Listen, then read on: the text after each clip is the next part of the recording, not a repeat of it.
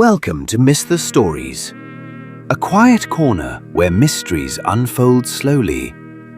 Every story here is original, crafted with care, inspired by classic detective fiction, made for calm listening and thoughtful nights.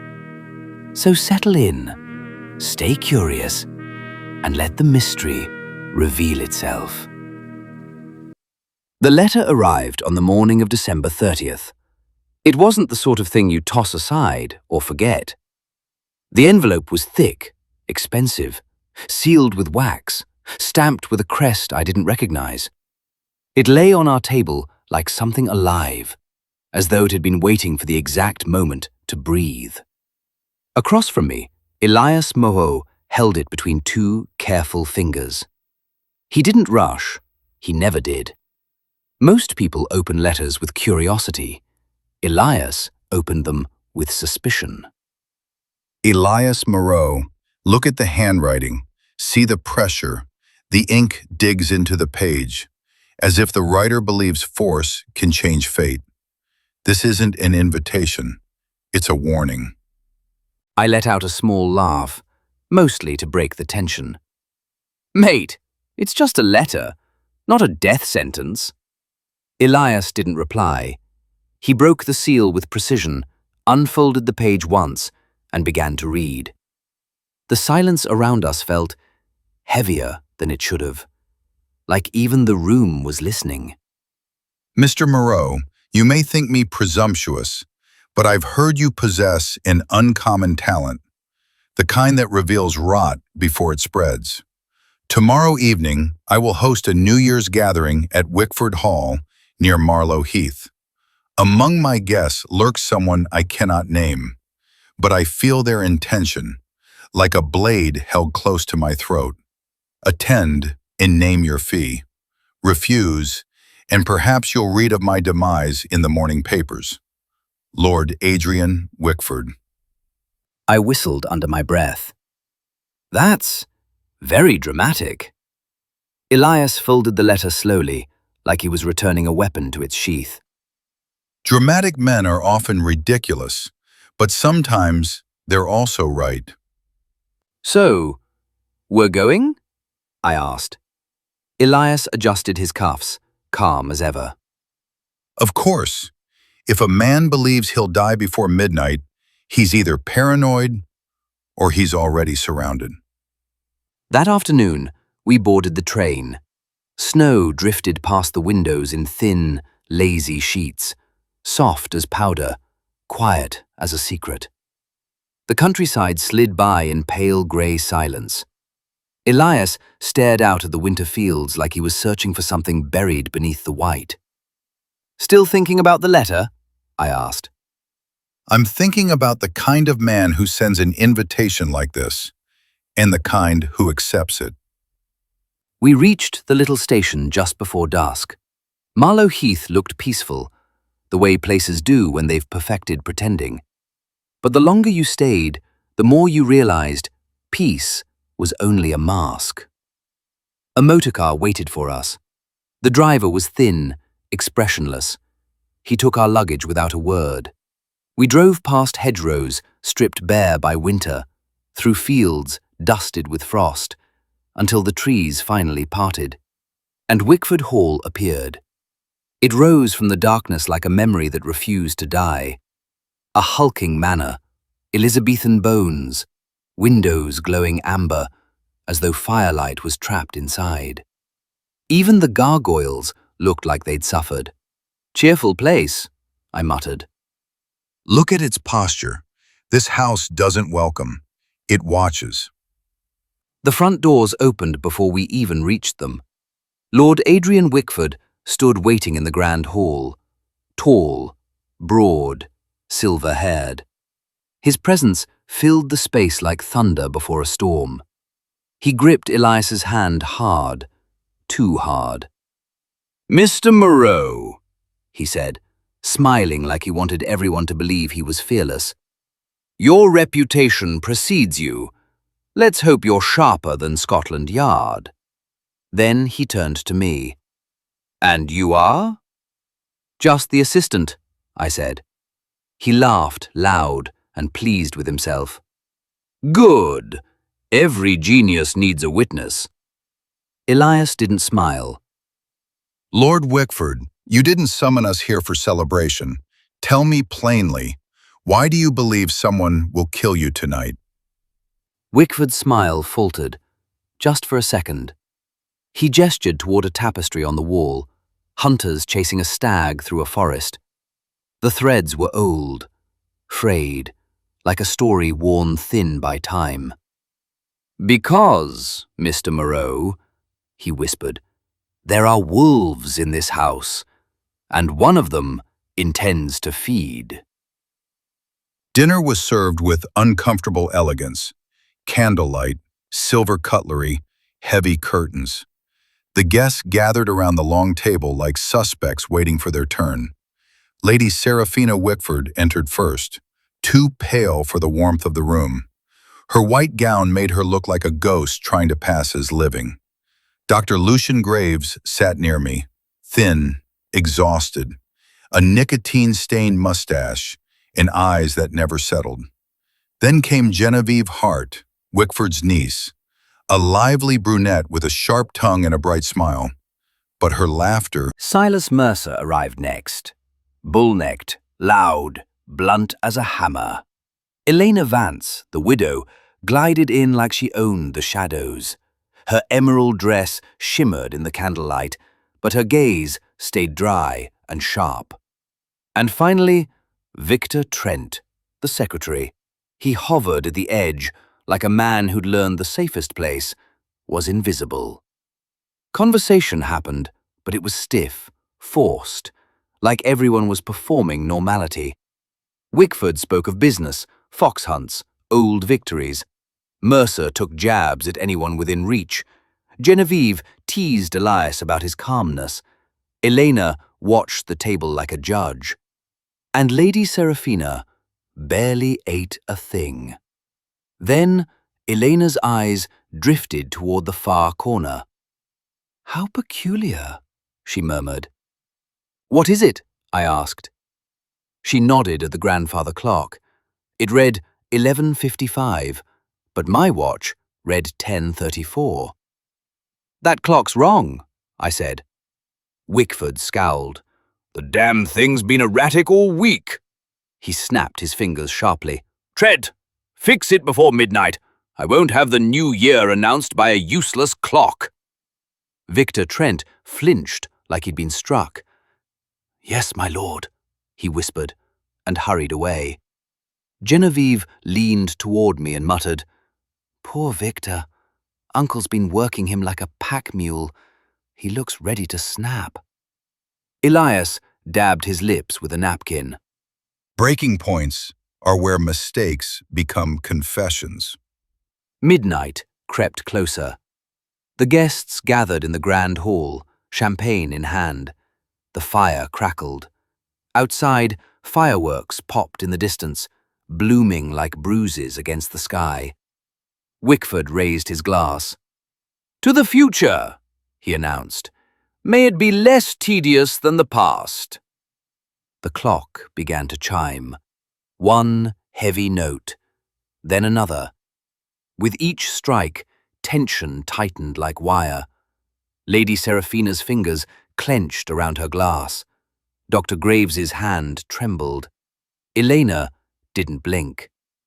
Genevieve swallowed hard. Mercer smirked, like he enjoyed watching people suffer. Then, at the 12th chime, Lord Wickford convulsed. His glass shattered on the floor. Dark liquid spilled like blood. His body twisted violently, mouth open, eyes wide with horror. Lady Seraphina screamed. Genevieve stumbled backwards. Mercer roared, "Doctor, do something!" The room exploded into chaos. But Elias moved. He knelt beside Wickford, checked his pulse, then leaned toward the spilled drink. He inhaled once. Then his gaze rose, slowly, to the clock. Cherry and poison. "What?" I whispered. Elias stepped toward the grandfather clock. The hands were fixed at midnight, but the pendulum, it hung oddly, bent, as if someone had forced time into agreement. Elias lowered his voice. The clock was sabotaged. Someone wanted this moment staged. They wanted the time to be unquestioned, so the death would feel inevitable. Accusations flew across the hall. Servants ran. Someone cried for the police. Victor Trent stood trembling in the doorway. "The roads are blocked. Snow everywhere.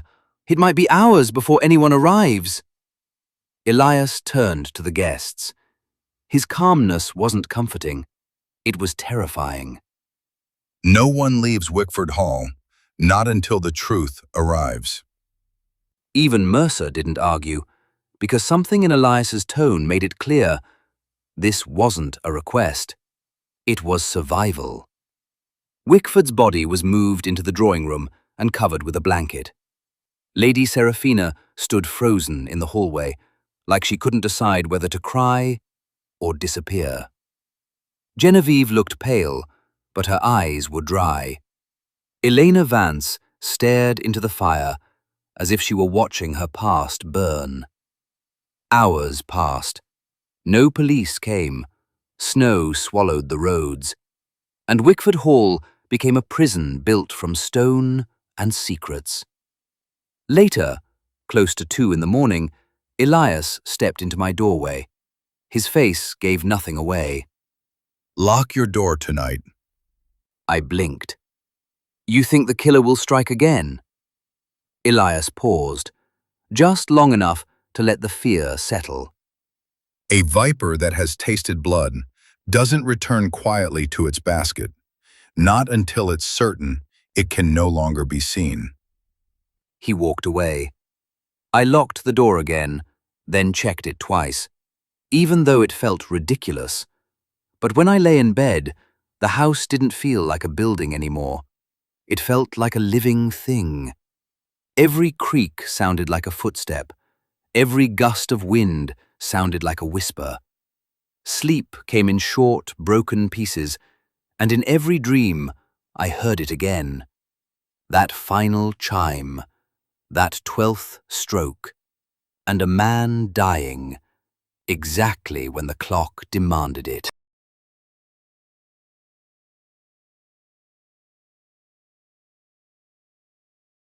Morning didn't arrive gently at Wickford Hall. It dragged itself across the snow like something wounded, gray light crawling over the estate, making the world outside look drained of color and hope. The house was quiet, but not peaceful. It was the kind of silence that comes after a scream, when everyone is waiting to find out who will breathe next. I found Elias in the library. Of course he was in the library. He stood at the center of the room like the house belonged to him now, not because he owned it, but because he understood it. The fireplace was burning low. A pot of coffee sat untouched. On the table, he'd already arranged notes in tidy rows, like a soldier laying out ammunition. I stepped inside and shut the door behind me. "Did you sleep at all?" I asked. Sleep is for people who believe the night has ended. In this house, the night simply changes shape. He gestured toward the chair opposite him. I sat. Outside, snow still fell, thick enough to erase footprints and hide guilt. "So," I said quietly, "what do we know?" Elias didn't answer immediately. Instead, he lifted one sheet of paper and placed it down with care, as if he was putting a name onto a grave. Lord Wickford died at the 12th chime. The poison acted with precision, meaning the killer planned the death and wanted an audience. I remembered the way Wickford's face changed at midnight, how quickly life had left him. "How do you know it was poison?" I asked. "Because nature does not convulse on command, but chemicals do." That answer was typical Elias, simple, cold, and somehow impossible to argue with. He reached into his coat pocket and produced a small folded cloth. Inside, a broken shard of the Baron's glass. The rim still smelled faintly sweet. The drink was cherry-based, likely spiked earlier in the evening. But the timing of symptoms suggests something else, a delayed effect. Delayed how? Elias leaned back slightly. The killer wanted him to die exactly at midnight. They controlled the poison, and they attempted to control time itself. The clock, that stubborn grandfather clock, with hands frozen at midnight, like it was proud of what it had done. Elias stood up. Come. We walked into the hall.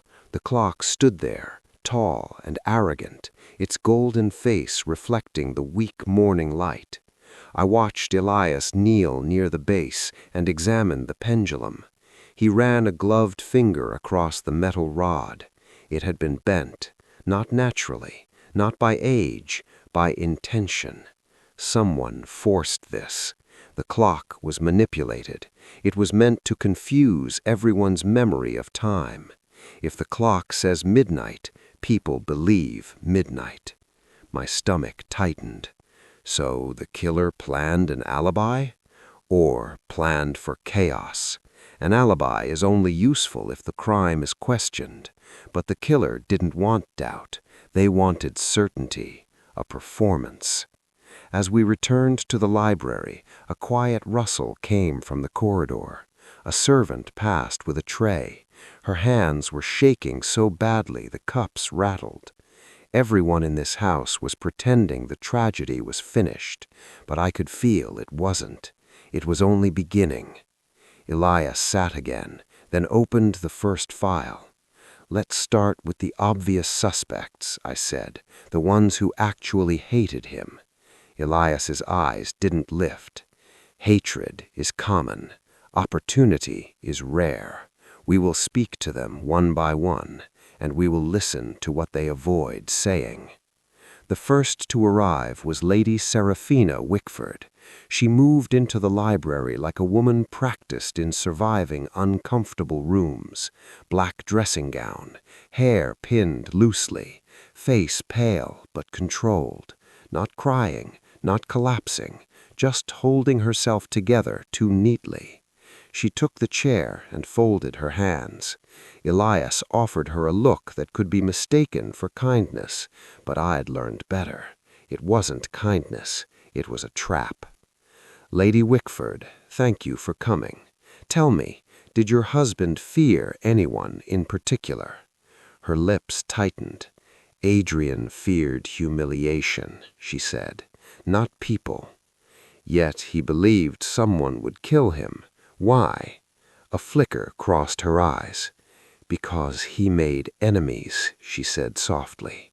I leaned forward. Did you make enemies too? She looked at me like my voice had offended her. I married him, she said. That was enemy enough. Elias kept his voice smooth. Was the marriage happy? Silence. Then, no, she admitted. It was survival. What do you mean? I asked. She hesitated, then spoke like each word had weight. He was charming in public and cruel in private. Elias watched her hands. Her fingers were squeezing each other too hard. Did he threaten you recently? She whispered, divorce, then quickly added, not that it matters. I didn't poison him. Elias nodded slowly. I did not accuse you, not yet. Lady Seraphina stood up abruptly, as if she couldn't breathe sitting. Her eyes were dry, but her throat moved like she was swallowing fire. Before leaving, she said one more thing, barely audible. He said the past was coming to collect, and then she was gone. Our second interview was Dr. Lucian Graves. He entered like a man already irritated by the concept of questions. His jaw was clenched. His eyes looked tired, but not from grief, from pressure. Elias gestured to the chair. Dr. Graves didn't sit immediately. "Doctor, were you close to Lord Wickford?" Graves gave a humorless laugh. "Close?" he snapped. "He destroyed my life." That surprised me. "How?" I asked. Graves glared at the fireplace as if it wanted it to burn his memory away. "The railway," Graves said. "He owned the railway. His shortcuts caused an accident. My sister died." Elias's expression didn't change. "And yet you attended his gathering?" Graves snapped. "I came to confront him, to watch him squirm." Elias leaned forward slightly. "You are a surgeon. You have access to substances, poisons." Graves's face went pale for a half-second, then anger covered it. "Are you accusing me?" he hissed. Elias's voice stayed calm. "I am observing you. There is a difference." Graves sat down at last, rubbing his temple. "My medical bag was stolen weeks ago," he said stiffly. "Reported. Missing."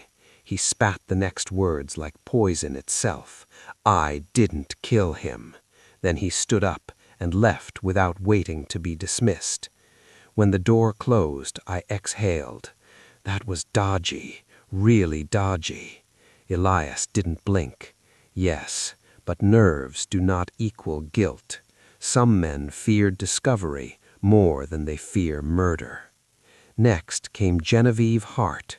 She entered like she was auditioning for confidence, bright smile, quick movements, but again, her eyes were dry. Everyone was dry in this house.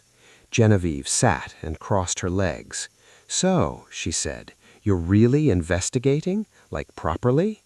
Elias answered calmly. "Yes. Tell me about Lord Wickford." She shrugged. "He was my uncle," she said. "He could be generous, but he was also controlling." "Controlling how?" I asked. She smirked. "He wanted me married to some rich fossil. I refused. He disinherited me." Elias watched her expression. "You argued last night. Several people heard raised voices." Genevieve's face flushed. "He insulted my mother," she snapped. "I lost my temper." "Do you hate him?" I asked. She stared at me. Then she sighed. "I hated his arrogance, not his existence." Elias nodded once. "Useful distinction. Thank you." Genevieve stood, then paused as if deciding to confess something, but she didn't. She simply smiled again, too bright, and walked out. Our fourth guest was Elena Vance. She moved differently from the others. No shaking hands, no restless glances, no panic. She carried herself like she could watch death happen and still adjust her lipstick afterward. Elena sat by the fire and placed her hands neatly in her lap. Elias waited. The silence pressured her, but she didn't crack. "Elena Vance, you knew Lord Wickford before tonight." Elena smiled faintly. "Knew him?" she repeated. "He once promised to marry me." I blinked. "Seriously?" She looked at me like I was adorable. "Yes," she said. "Then he married someone wealthier. Lady Seraphina." I looked toward the door like I expected her ghost to appear. Elias stayed still. "So you returned for revenge." Elena's smile faded. "I returned for closure," she said. "But the man I met here was afraid." "Afraid of what?" I asked. Elena's eyes narrowed. "The past," she replied. "It always comes back, doesn't it?" Elias leaned forward slightly. "Where were you at midnight?" Elena met his gaze without blinking. "Standing in the hall," she said, "watching him die." She tilted her head. "And if you want to accuse me, please do. I'd rather be accused than pitied." Elias stood. "Thank you, Mrs. Vance." She left quietly. When the door closed, I muttered, "That woman gives me chills." Elias didn't disagree. We were about to speak to Silas Mercer next, when we didn't get the chance. A scream sliced through the hallway. Not a small scream, not a startled gasp, a full, raw sound of terror. Elias moved instantly. I followed, heart pounding. We ran down the corridor, past servants, past frozen faces. The scream had come from the back stairwell. A maid was standing there, one hand over her mouth, shaking violently. She pointed toward the service corridor. The boathouse, she choked out. "Oh, God, he's—" Elias didn't ask who. He already knew. We ran outside. Snow crunched under our shoes. The wind cut through my coat like knives. At the lake's edge, the boathouse stood alone. Its door was slightly open. Darkness inside. Elias pushed it wider. The smell hit first. Rust, old wood, and something warm that didn't belong in winter. Then I saw him, Victor Trent, lying on the floor, his head smashed in, blood pooled beneath him, thick, dark, already cooling.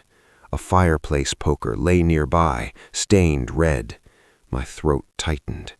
"Bloody hell," I whispered. Elias crouched beside the body, calm as ever, but his eyes had sharpened. This was not planned like the first death. This was anger and fear. I swallowed hard. So, the killer struck again.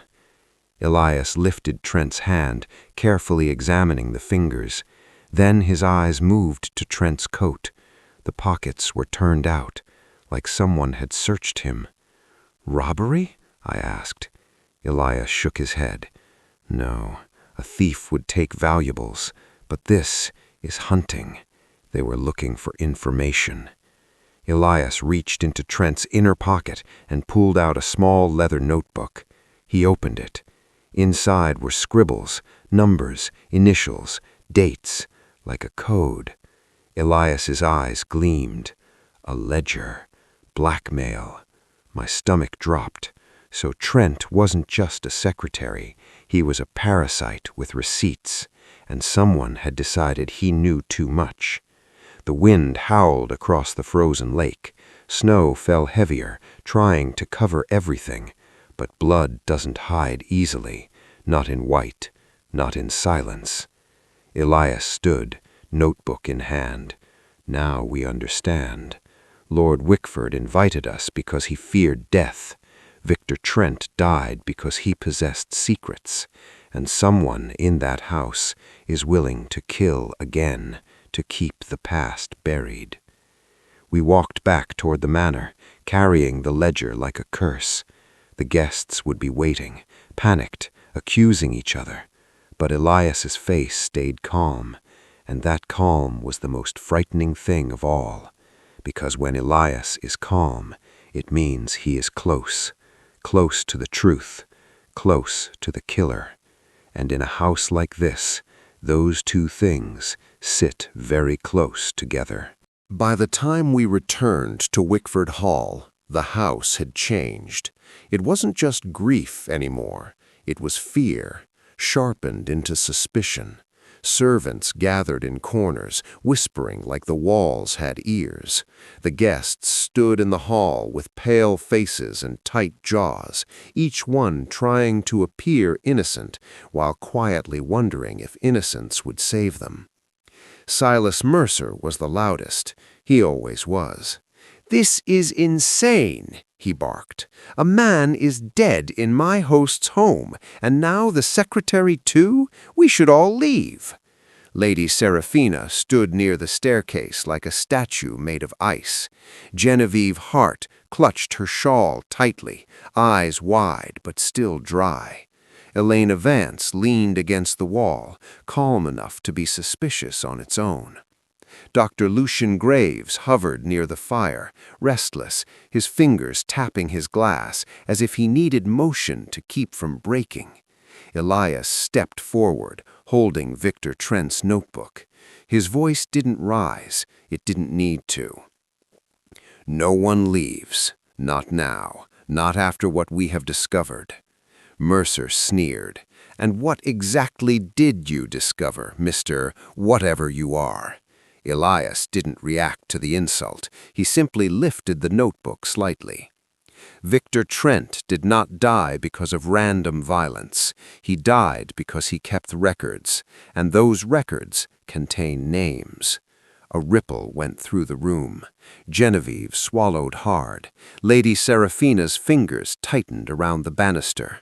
Dr. Graves looked away, fast. Elena Vance blinked once, slow and controlled. Mercer laughed, but it sounded forced. Records? Mercer scoffed. What, like some cheap diary? Big deal. Elias's eyes stayed steady. It is not a diary. It is a ledger. Blackmail. We moved to the library. Elias placed the notebook on the desk with careful precision, like it mattered more than the dead man who carried it. The fireplace cracked softly. Outside, snow fell again, heavier than before. The room smelled of old leather and cold judgment. Elias opened the notebook. Inside were pages filled with quick writing, not full sentences, not stories, just codes, initials, dates, amounts. I leaned closer. This looks like nonsense, I muttered. Elias traced a finger along a line. It only looks like nonsense because it is written for fear, not for clarity. Look, SM 500, 12 November, LG 300, 7th December. I frowned. SM could be Silas Mercer. Elias didn't confirm. He didn't need to. Then my eyes landed on another entry. SV 800, 22nd December. I swallowed. SV, Lady Seraphina Wickford. Elias shut the notebook gently. Victor Trent was collecting payments, not for loyalty, for silence. I exhaled slowly. So Trent was blackmailing them. Elias's gaze sharpened. Or he was paid to hide a secret that could destroy them. Either way, it gave him power, and power makes people desperate. I stared at the notebook, then at Elias. Who kills a man for blackmail money? I asked. Elias answered without hesitation. The person who cannot afford the truth. A knock came at the library door before I could speak again. A maid stepped in, trembling. "Sir," she whispered to Elias, "there are visitors." "Visitors," I repeated, confused. "In this snow?" The maid nodded quickly. "They arrived just now, an American man and an American woman." Elias's eyes narrowed slightly. That was the first time I'd seen him surprised. "Names?" The maid hesitated. "Mr. Logan Carter and Miss Harper Reed." My stomach tightened. "Americans?" I muttered. "Now what?" Elias stood. "Now it becomes complicated." We entered the hall, and there they were.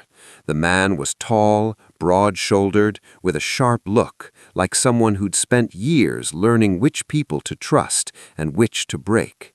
He wore a dark jacket dusted with snow, and his posture screamed ex-law enforcement.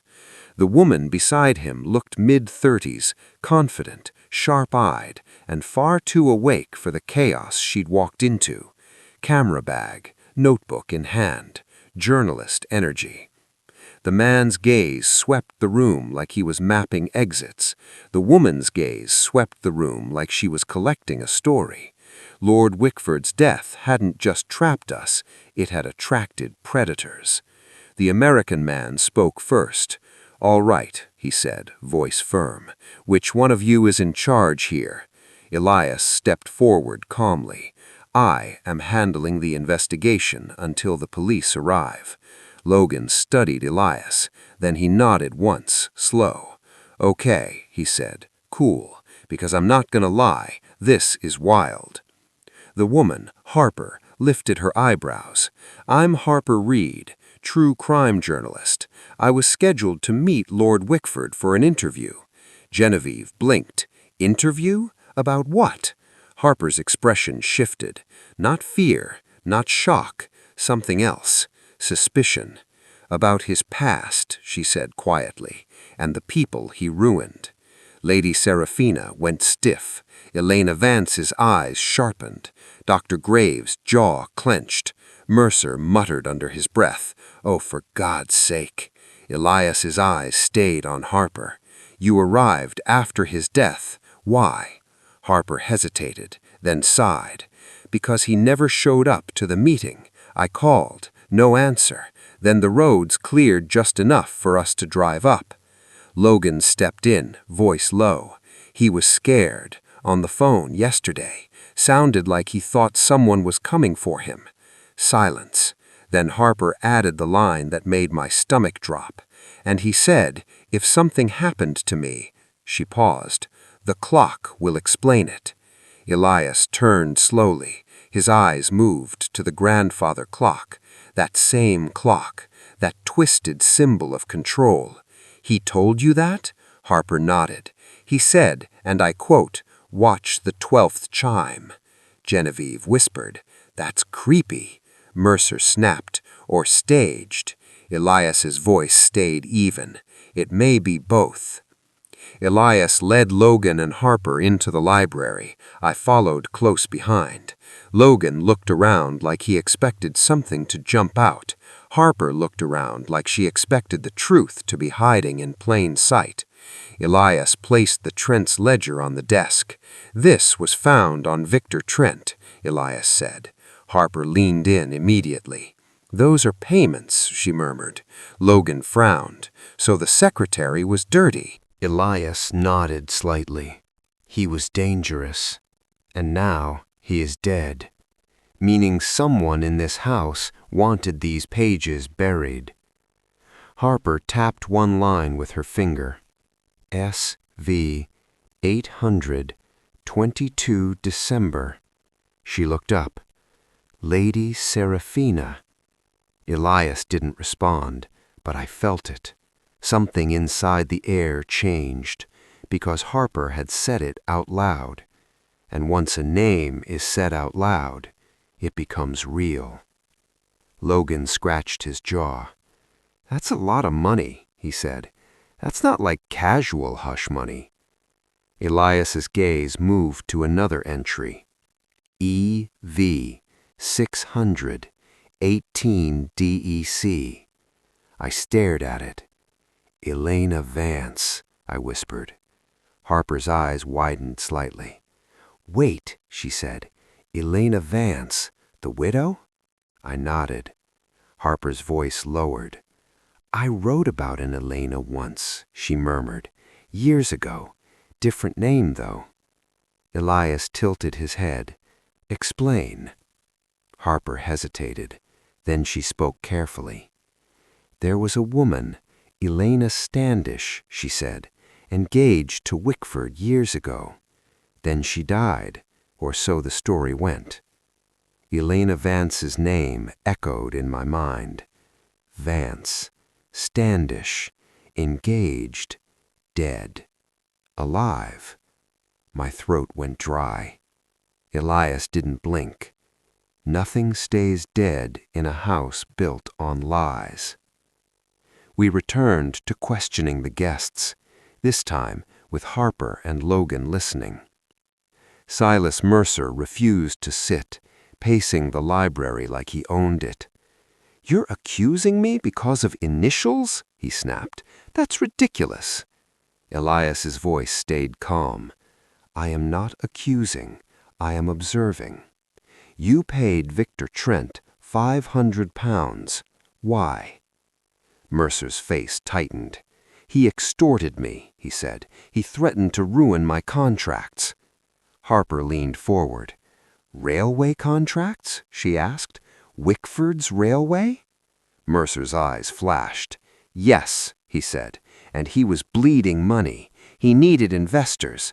I was helping him." Logan snorted. "Helping him?" he repeated.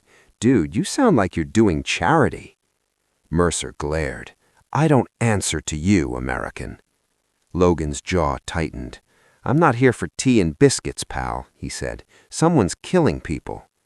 Elias lifted a hand slightly. "Enough. Mercer, Where were you at midnight? Mercer hesitated. In the hall, he said, with everyone. Elias nodded slowly. And after midnight? Mercer's eyes flicked away. I went to the study to call for help. Harper's voice cut in. You went alone? Mercer snapped. Yes. Elias looked at him for a long moment. We will verify that. Lady Seraphina arrived next, escorted by a trembling maid. She sat stiffly. Harper watched her with the focus of a hawk. Elias spoke gently, but the words were sharp underneath. Lady Seraphina, why did you pay Victor Trent? Her eyes widened. I didn't, she said quickly. Harper held up the notebook. It's right there, she said. S.V. Lady Seraphina's lips parted slightly. Then she exhaled slowly. Victor was threatening me, she admitted. Logan leaned in. Threatening you with what? He asked. Lady Seraphina's voice dropped.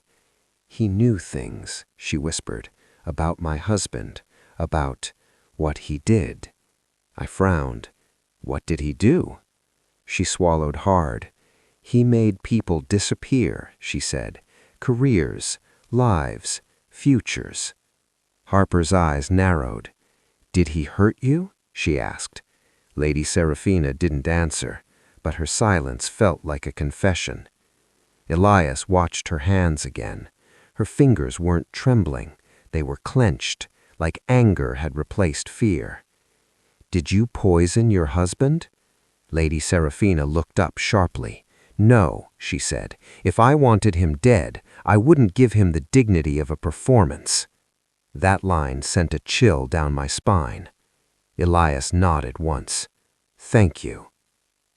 Dr. Graves refused to speak much.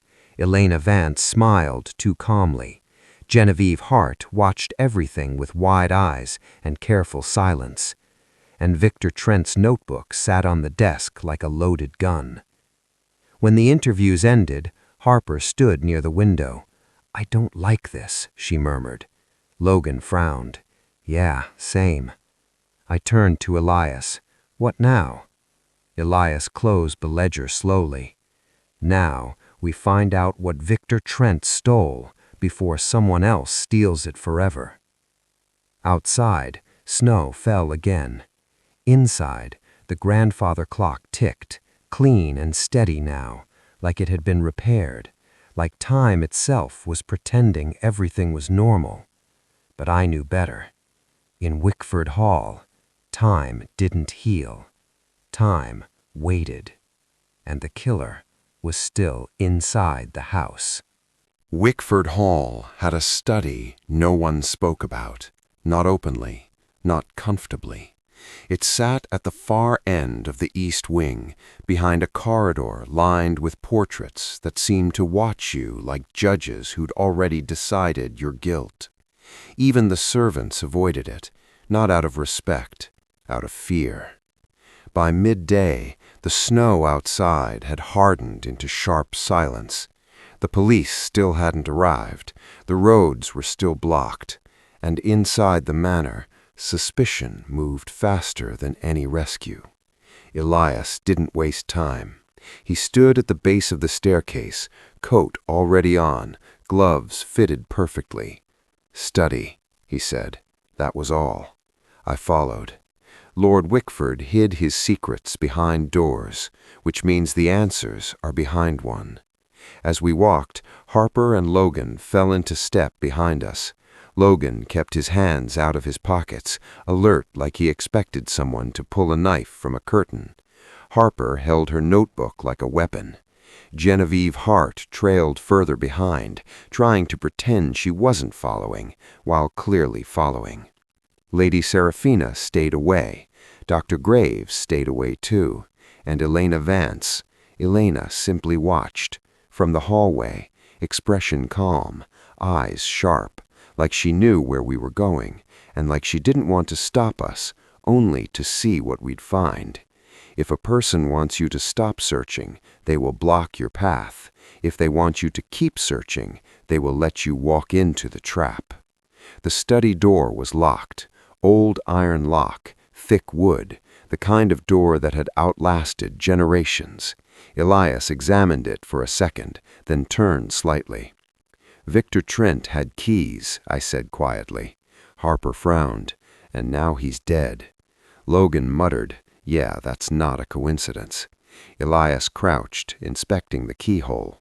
Then he stood and walked 2 steps to the side, toward a marble bust placed on a table. A Roman emperor, stone face, cold eyes. The bust sat just slightly crooked, barely noticeable, but Elias noticed. He always did. A man as arrogant as Wickford would never allow disorder. If something is crooked, it was moved. Elias gripped the bust carefully and lifted it. Underneath was a small hidden slot, a keyhole. Logan blinked. "No way." Harper whispered, "Classic rich man nonsense." Elias slid Victor Trent's small iron key into the hidden lock. A soft click, then another. The drawer beneath the bust opened like a mouth. Inside was a bundle of letters tied with faded red ribbon. The ribbon looked wrong, like dried blood. I stared at them. Love letters, maybe. Blackmail letters, maybe. Or death sentences written politely. Elias picked them up and untied the ribbon. Old paper, old lies, and ink that remembers everything. The handwriting was delicate but rushed, emotional, desperate. Elias scanned the first page, then another. His eyes narrowed. Not surprised, not shocked, just confirming something he'd already suspected. Harper leaned forward. "What is it?" I read a line over Elias's shoulder. "My dearest Adrian, each moment apart feels like punishment. I fear your wife grows suspicious. We must be careful. Meet me in the conservatory after midnight." I froze. "After midnight?" I whispered. But he died at midnight. Logan frowned hard. That means someone planned to meet him after he died. Harper's eyes widened. Or someone planned for him to be alive after midnight. I swallowed. "Who wrote this?" I asked. Elias didn't answer immediately. He flipped to the bottom of the page. The handwriting was torn away, but the handwriting, the same elegant loops and sharp strokes, I'd seen it before, in Lady Seraphina's note cards at dinner. Elias lifted his gaze slowly. This was written by Lady Seraphina, but it was not written to her husband. My stomach dropped. Harper whispered, "Affair?" Logan muttered, "This just got messy." Elias kept reading. One line stood out, burning through the page like fire. "If he tells anyone what we did, we're finished." I looked up. "What we did?" Elias folded the letter carefully, like it was evidence and a warning at once. "Now we know. Lord Wickford was afraid of death, but someone else was afraid of exposure." A sudden noise echoed from down the corridor. A slam, a door, or something falling. We all stiffened. Logan moved instinctively toward the hallway. Harper's eyes darted like a scanner. Elias didn't rush. He simply listened. Then he walked deeper into the study. The room smelled of cedar, ink, and control. A desk sat near the fireplace, drawers locked, papers stacked too neatly. There was a ledger on the table, railway profits, contracts, dates, power written in numbers. Elias checked the drawer handles. One of them had faint scratches near the keyhole, recently opened, recently closed. He ran his finger across it. Someone came here after Wickford died. They searched, and they were not careful. Harper leaned toward the desk. "What are you looking for?" Elias tapped the desk lightly. "Hidden space," he said. Logan shook his head. "Man, this place is like a movie." Elias didn't respond. He scanned the room again, then stopped at a painting on the wall. A stag hunt. Same theme as the hallway tapestry, but this one had a slightly warped frame, a hairline crack in the corner. Elias lifted the painting. I felt my skin tighten. "Elias," I began. He didn't look back. He lifted the painting. Behind it was a safe, small, black metal, hidden in the wall. Harper gasped. "Oh my God." Logan muttered. "Okay, yeah, that's suspicious." The safe had been opened recently because it wasn't locked. It was slightly ajar, as if someone had shut it in panic. Elias opened it fully. Inside were telegrams, a few photographs, and one document, folded twice, stamped. Elias pulled it out, read the header, then went still. I didn't like that stillness, not on Elias, because when Elias stops moving, something has pierced even his control. This is the true reason the Baron feared midnight. Harper leaned in. What is it? Elias turned the paper slowly and placed it on the desk so we could all see. It was an official report, railway accident record, fatalities, cause. And in the corner, a name, Dr. Lucian Graves, signed, approved. I whispered. He approved the faulty brakes. Logan's jaw tightened, so the doctor helped cover it up. Harper looked sick. This is motive, she whispered. Strong motive. Elias nodded once. And it is not the only thing in this safe. He lifted one photograph. It was old. A younger Lord Wickford stood beside a woman, dark hair, storm-gray eyes, beautiful in a quiet way. Her face felt familiar, even though I knew I'd never seen it before.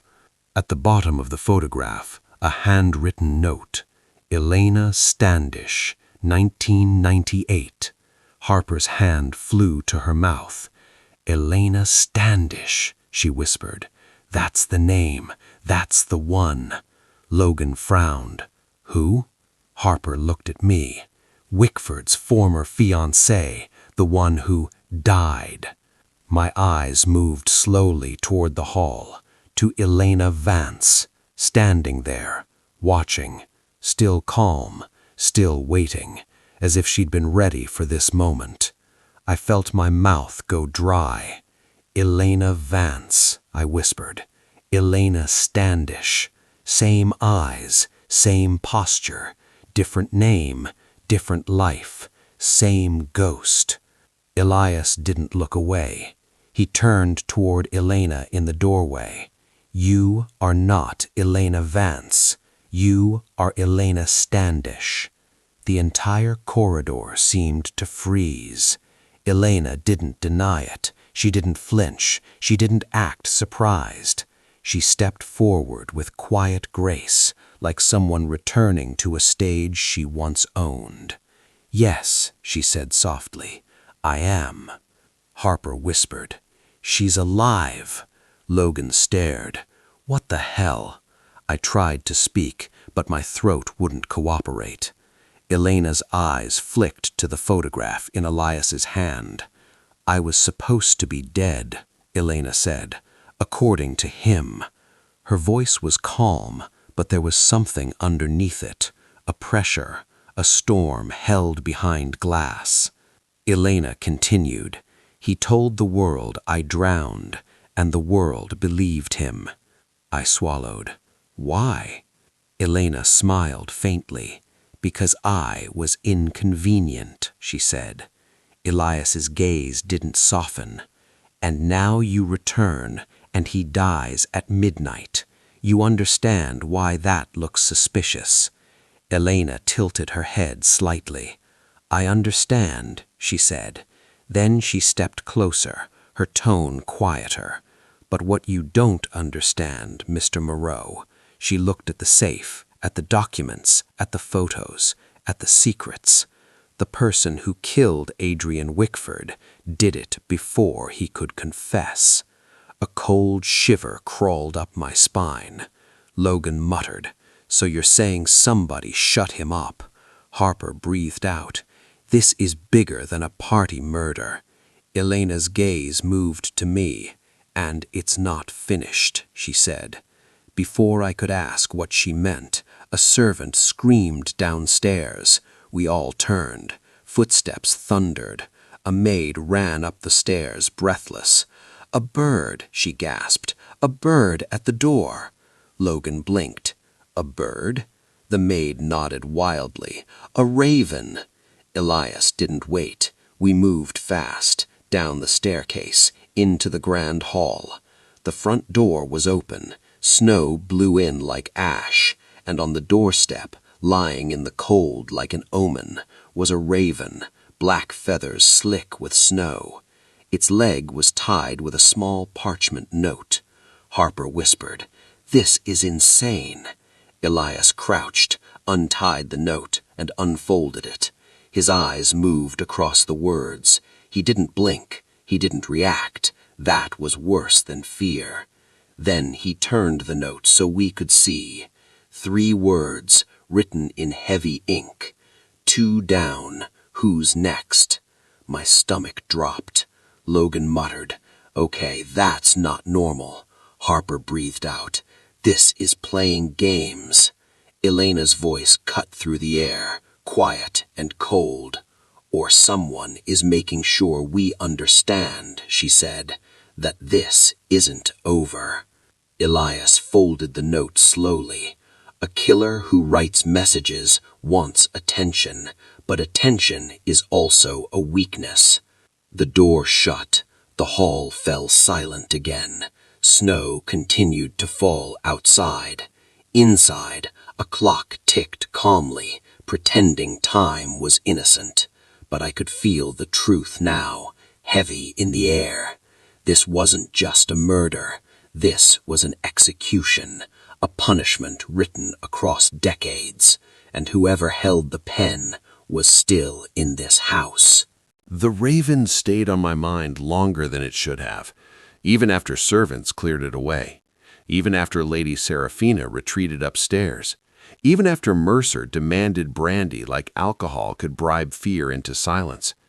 That note wasn't just a threat, it was a message to the entire house, a reminder that the killer didn't just want to murder, they wanted control. They wanted everyone watching.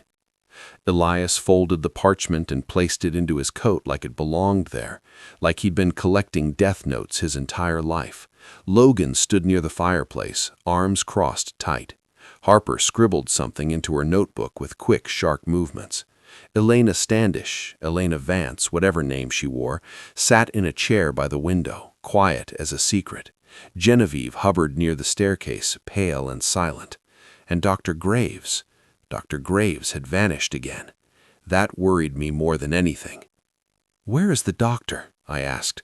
A man with guilt does not sit still. He either runs or he prepares.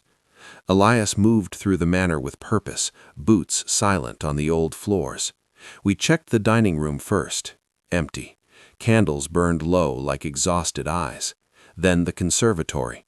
The glass walls were iced at the edges, trapping winter light inside like a prison. The air smelled faintly of soil, dying leaves, and something floral. Lavender.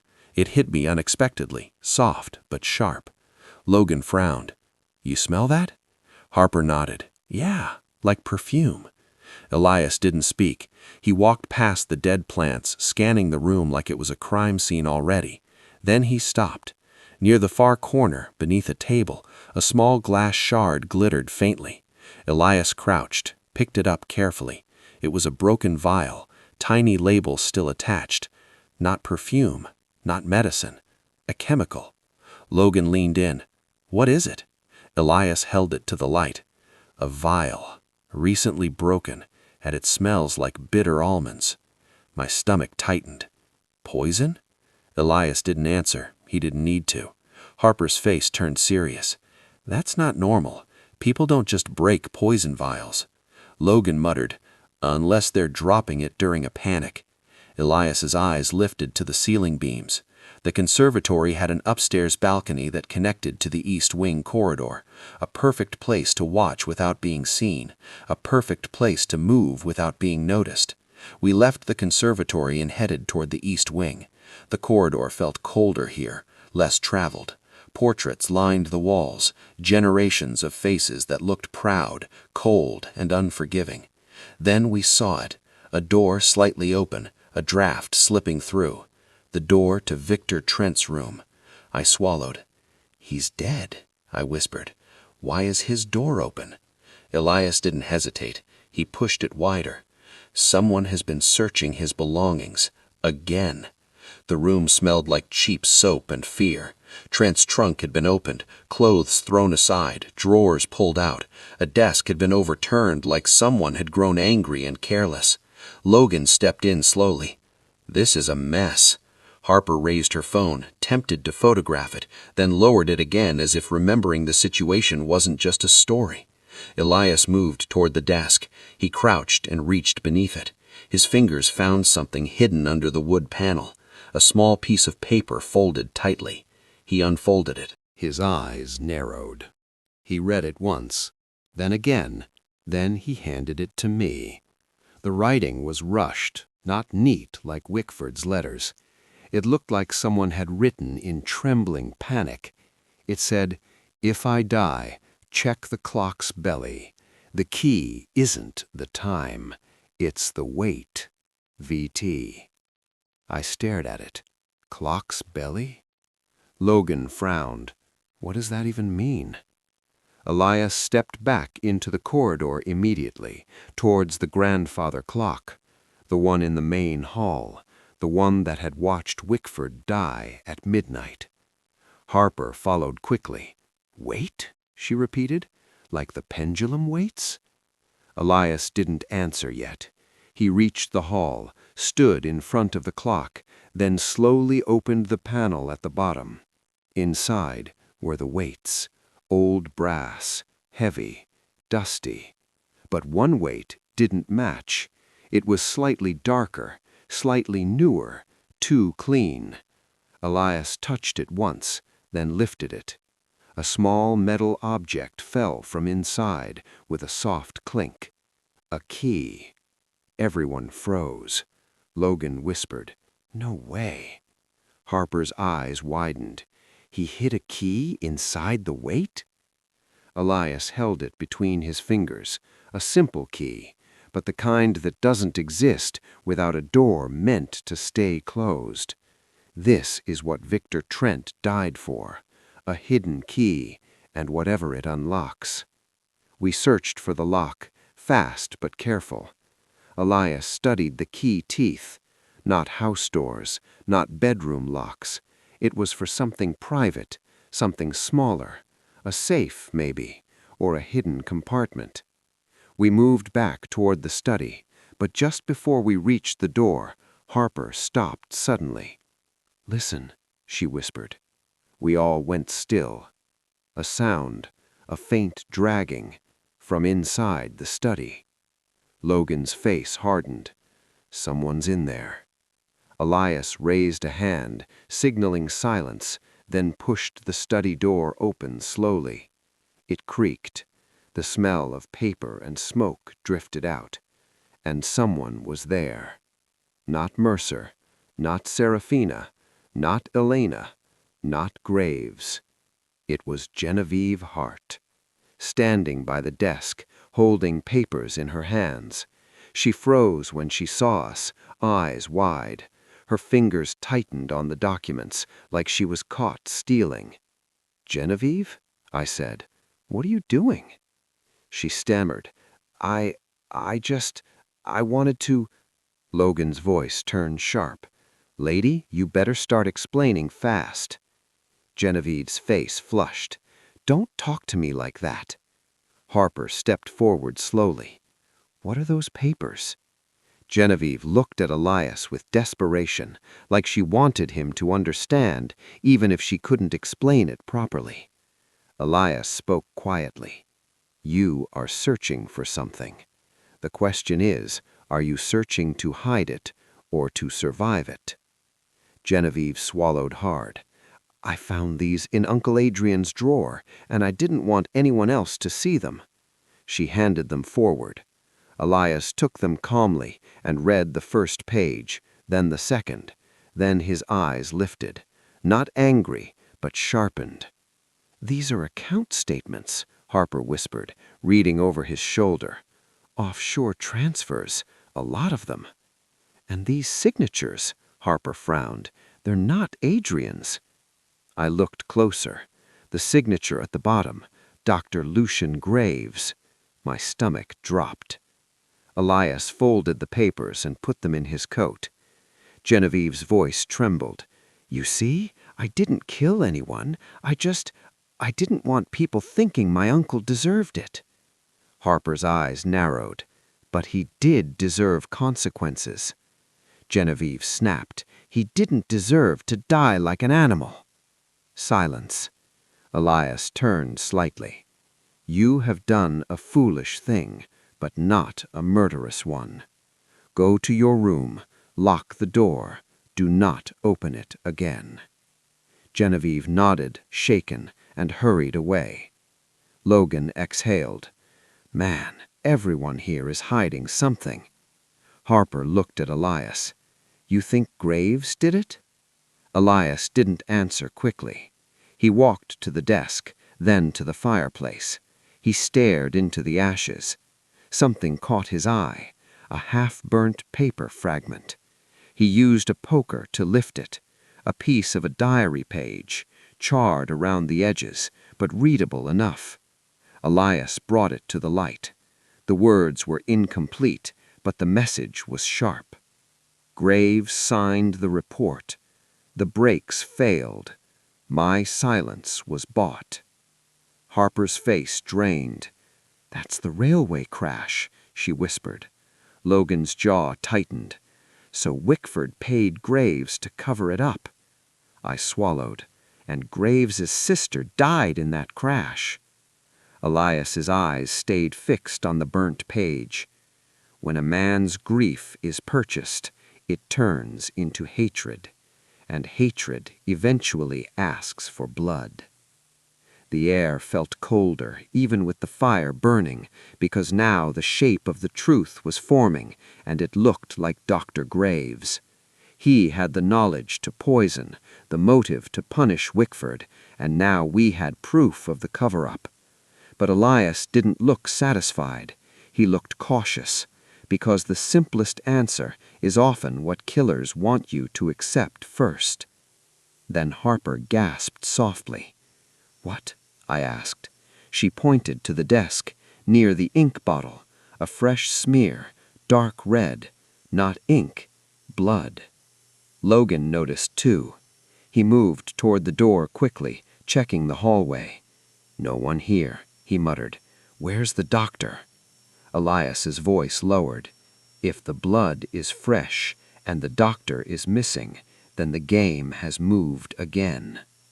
We followed the smear, out of the study, down the east wing corridor. It was faint, like someone was bleeding but trying not to leave a trail. We reached the staircase. The smear continued down. My heart hammered. The house felt alive again, hungry. At the bottom of the stairs, near the side entrance, we heard it. A soft moan, weak, painful. Harper's eyes widened. "Oh my God!" We turned the corner and found a maid slumped against the wall. Her hand clutched her side, blood seeping through her uniform, her face pale as snow. Logan knelt immediately. Hey, stay with me," he said, voice tense. The maid tried to speak. Her lips trembled. Elias leaned closer, calm and precise. "Who did this? Tell me." The maid's eyes flickered toward the hallway. Her lips moved, and she whispered one word, a name, so quiet I almost missed it. But Elias heard. He always heard. The maid whispered, "Graves." Then her eyes rolled back. Logan cursed under his breath. "Ambulance, now!" Harper was shaken. "But the roads." Elias stood slowly. His voice was calm, but deadly. "Dr. Graves has stopped hiding. He is now attacking obstacles, which means he is afraid, and an afraid killer becomes reckless." The maid didn't die. Not that night. Logan's quick pressure on the wound, Harper's steady hands, and a furious amount of ripped cloth kept her breathing long enough for the housekeeper to drag her into the kitchen and hold her tight like she was trying to stop the world from taking another life. But the message was already delivered. One word, one name, Graves. The hall felt colder after that. Not because the fire failed, not because the storm outside strengthened, but because now we weren't guessing anymore. Now we were chasing, and the killer knew it. Logan paced the kitchen like a caged animal. "This guy's gonna run," he snapped, "or he's gonna kill again." Harper stared at the maid's pale face, then at her own hands like she couldn't believe she'd touched real blood. "This is beyond journalism now," she whispered. "This is real." Elias stood near the doorway, silent. He looked almost peaceful. But I'd learned something about Elias Moreau. When he looked peaceful, it meant he was calculating. I stepped closer. "What do we do?" I asked quietly. "We stop reacting, and we start guiding." He turned toward the library, moving with slow purpose, not rushing, not panicking, like he wanted the killer to believe he was still in control. We gathered the remaining guests. Mercer arrived first, furious and loud. Lady Serafina followed, pale but composed. Genevieve looked terrified now, her confidence crushed beneath the weight of bodies. Elena Standish entered last, calm enough to be frightening. We were all there, everyone except Dr. Lucian Graves. Elias stood by the fireplace, hands folded behind his back. The room was warm, but nobody felt warmth. Elias spoke with quiet authority. "Dr. Graves has attacked a servant, which means he is moving, and a moving killer is the most dangerous kind. From this moment, you remain in this room. If you leave, you become a target." Mercer scoffed. "You can't keep us locked up like criminals." Elias's gaze moved to him. "You are not criminals. You are bait, and the killer will choose the easiest meal." That shut Mercer up. Even Elena blinked slowly, as if impressed. Harper whispered to Logan. "He's intense." Logan murmured back, "Yeah, but he's right." Elias turned slightly to me. "You will come with me." My stomach tightened. "Where?" Elias didn't answer immediately.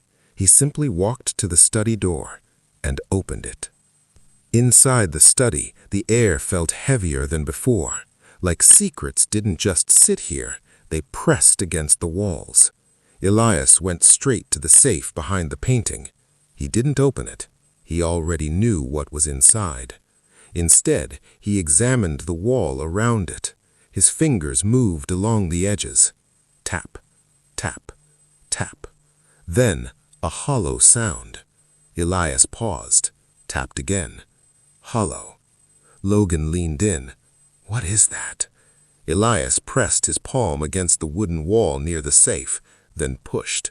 The panel moved, just slightly. My heart jumped. "A secret door?" I whispered. Harper's eyes widened. "No way!" Elias pushed again. The wall slid inward with a soft groan. Dust fell like old breath, and behind it, a narrow passage. Dark, cold, stone steps leading downward. A hidden staircase. Logan's voice was low. This is how he planned to vanish if things went wrong. Harper whispered. Or how he moved around the house without being seen. Elias stopped suddenly, held up a hand. We froze. A sound echoed faintly from ahead. Footsteps, soft but hurried. Someone was moving quickly in the dark. Logan's body tensed like he was about to charge, but Elias didn't. He waited, then spoke softly. "Doctor, there's no more hiding." The footsteps stopped. Silence. Then a voice. "Dr. Graves." Low, cold.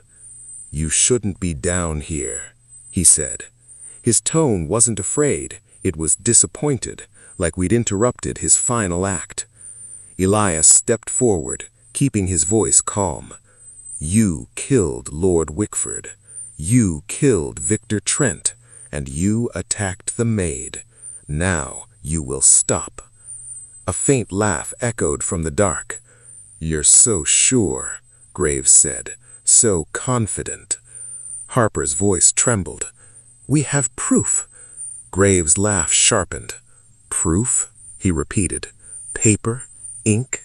A story written by a man who deserved to die?" Logan snapped. "You're sick, Doc." The dark shifted. Then Graves stepped into view. His face looked exhausted. His eyes looked empty. And in his hand, a small blade. Not a knife meant for cooking. A scalpel. Clean, sharp, medical. He held it like it was an extension of his anger. I felt my breath catch. Elias didn't move. "Put it down." Graves smiled faintly. "You don't understand," he whispered. "Wickford didn't just ruin my career." His voice cracked slightly. "He killed my sister." Harper swallowed. "That was an accident." Graves' eyes flashed. "No," he hissed. "It was greed." He took a step closer. Logan lifted his hands. "All right, man, relax. No one's fighting you here." Graves' scalpel glinted. "Relax?" he spat. "I watched her die in a bed that smelled like disinfectant and lies." His breathing changed, quicker, sharper.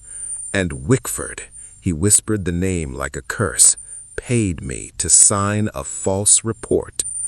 Silence. My stomach twisted. "He paid you?" I whispered. "And you accepted?" Graves's eyes filled with something dark. "Of course I did," he said softly, "because I was weak." Harper's voice trembled. "So you killed him out of guilt?" Graves' head shook slowly. "Not guilt," he said. "Justice." Elias's voice stayed calm.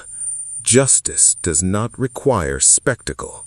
You wanted him to suffer publicly, to die while everyone watched. That is not justice. That is revenge." Graves's jaw clenched. "It's the same thing," he muttered. Elias tilted his head slightly. "No. Justice ends pain. Revenge multiplies it."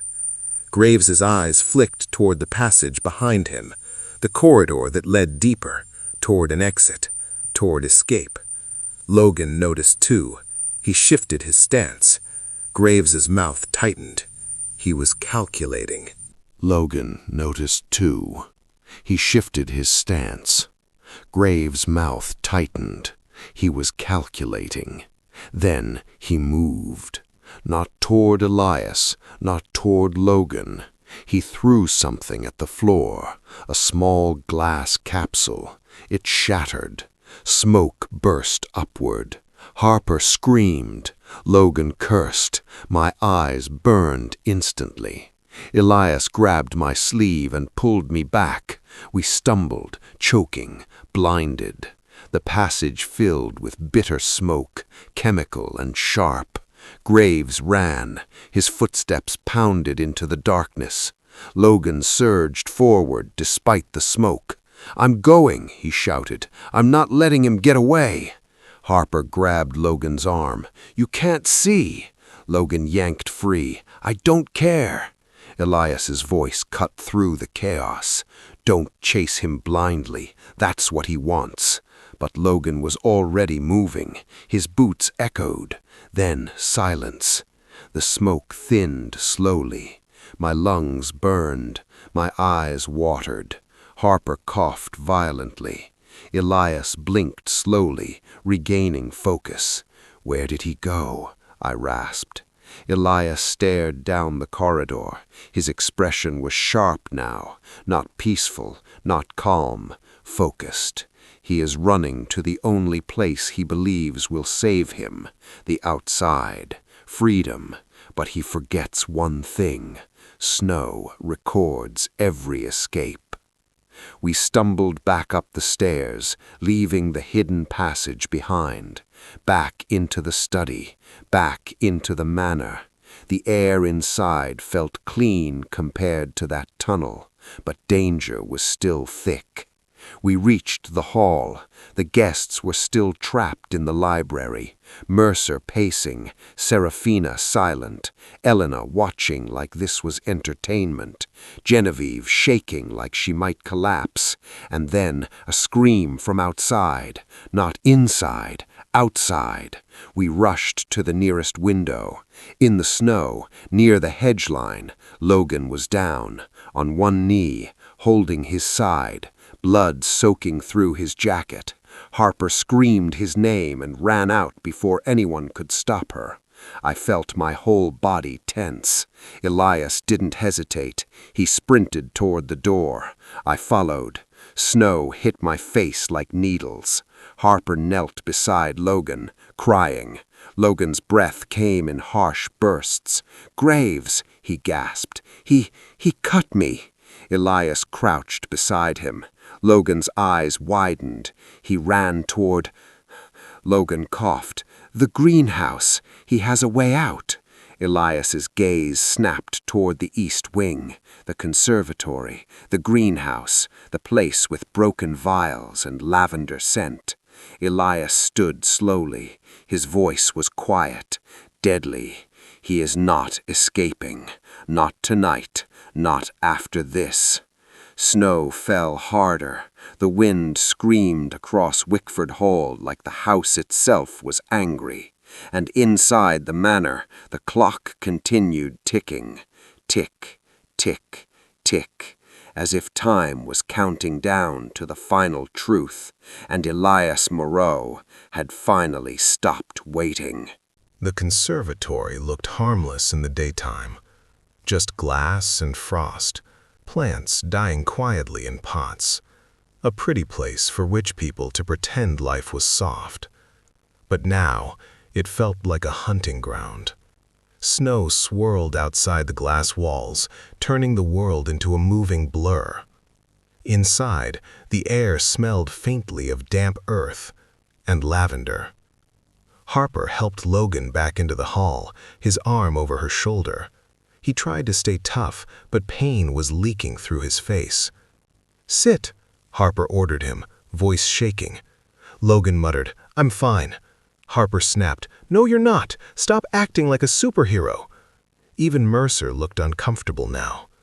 Lady Seraphina stared at Logan's blood with widened eyes, hands clasped as if she were praying for herself. Genevieve sat on the couch, trembling. Elena stood near the window, calm as stone. Elias ignored them all. He turned to me. "The greenhouse is our stage now. Dr. Graves ran there for a reason, either to escape or to retrieve something." "Something like what?" I asked. Elias didn't answer immediately. He pulled Victor Trent's notebook from his coat, flipped quickly through the pages, stopped at one line. His eyes narrowed, then lifted to me. "Because the killer is not only hiding guilt, he is hiding proof." Elias moved toward the conservatory. I followed without thinking. Cold air followed us in, slipping under the doors like a silent warning. "Wait," Harper called from behind. "You're going in there alone?" Elias glanced back once. "No. I have one advantage the killer does not. I am not afraid of him." Harper swallowed, then nodded how true that sounded. Logan tried to stand. "I'm coming too." Elias shook his head. "You've already bled enough for this case. Stay alive. That will be your contribution." Logan gritted his teeth, but stayed seated. Harper's eyes followed Elias, like she couldn't decide if she trusted him or feared him. Elias opened the conservatory door. A cold draft brushed my face. Inside, glass walls reflected our shapes like distorted ghosts. We stepped in. The door shut behind us. The quiet inside was strange. No wind, no voices, just our breathing. Elias walked slowly through the rows of dead plants, then stopped. He bent down and picked something up from the floor, a muddy boot print, fresh, pressed into the soil near a broken pot. Elias traced it with his finger, without touching it fully. He came through here recently, and he is injured. His steps are uneven. "You can tell that from mud?" I whispered. Elias's eyes stayed on the trail. Mud reveals weight. Weight reveals pain. We followed the boot prints. They led toward the far end of the conservatory, to a smaller door. The greenhouse storage door, half open, dark beyond. Elias paused. His body went still, listening. I held my breath. Then we heard it, a faint metallic clink, like glass touching glass. Elias pushed the door open gently. We stepped in. The greenhouse storage room was colder, smaller, cluttered with tools, pruning shears, shovels, pots, fertilizer bags, and in the corner, a medicine cabinet mounted to the wall. It was open and empty. Elias stared at it. Then he looked down at the floor. A single glass vial rolled slightly near the cabinet. Elias picked it up carefully. The label was smeared, but readable. Strychnine. My stomach dropped. So he did poison Wickford, I whispered. Elias didn't move. Yes, but now I must know why he returned here. Elias checked the cabinet again. The shelves were wiped too clean. Someone had taken something. Not just poison, something else, something important. Then Elias turned his head slightly. His eyes focused on the ceiling, on the wooden beam. There was a small dark smudge there, a fingerprint, not dust, oil. Someone had climbed or reached up. Elias stepped onto a low stool carefully. He reached upward, his fingers touched the beam, and found something taped beneath it, a folded piece of paper. Elias brought it down slowly. He unfolded it. His eyes moved across the words. Then his expression shifted. Not fear, not shock, understanding. He handed it to me. It was a telegram, short, clear, cold. "The compensation file is in the clock. Remove it before midnight. The T." I stared at the telegram. "That's Trent," I whispered. "He warned someone." Elias nodded once. Victor Trent was not only blackmailing, he was directing. He knew Wickford feared the clock. He knew someone would come for what Wickford hid inside it. Suddenly, a faint sound came from behind us, a slow step, a shoe brushing soil. Elias didn't turn quickly. He turned calmly. And there, at the doorway, was Dr. Lucian Graves. His face looked pale, his eyes looked hollow, and his right hand held the scalpel again. But this time, his confidence was gone. His breathing was rough, and there was blood on his sleeve. Not Logan's, his own. He stepped in slowly, like a man walking toward punishment. "You're persistent," Graves whispered. Elias's voice stayed calm. "And you are finished." Graves' mouth twisted. "You don't get it," he hissed. "Wickford deserved worse than death." Elias held the telegram up. "You returned for the file," I said before I could stop myself. Graves's eyes flicked to the paper, and in that single glance he admitted everything, because his eyes told the truth faster than his mouth ever would. Elias's voice stayed quiet. "You poisoned him, you killed Victor Trent, and you attacked anyone who could expose you. Now you return for the compensation file because it proves the crash was not an accident." Graves's grip tightened on the scalpel. "You think I care about proving anything?" he whispered. "Yes," Elias replied, and for the first time, Elias sounded sharper, Because without proof, you are only a murderer. With proof, you can pretend you were a hero. Graves froze. His eyes flashed with rage and pain. A tear trembled at the edge of his eye, but he didn't allow it to fall. I tried to bury it. I tried to live. Elias didn't soften. No, you tried to forget, and forgetting is not the same as living. Graves suddenly moved forward, fast, too fast. He lunged. I stumbled backward instinctively, but Elias didn't. Elias stepped aside with clean precision. Graves's blade sliced the air, missed. Elias grabbed Graves's wrist with firm control and twisted sharply. Graves gasped. The scalpel clattered to the floor. For a moment it was over. Then Graves did something worse. He smiled, a broken, exhausted smile. "Doesn't matter," Graves whispered. Elias's eyes narrowed. What doesn't matter? Graves's gaze flicked toward the glass wall, toward the snow, toward freedom, and he whispered, "The raven." I felt cold spread through me. "The raven note," I whispered. Graves smiled wider.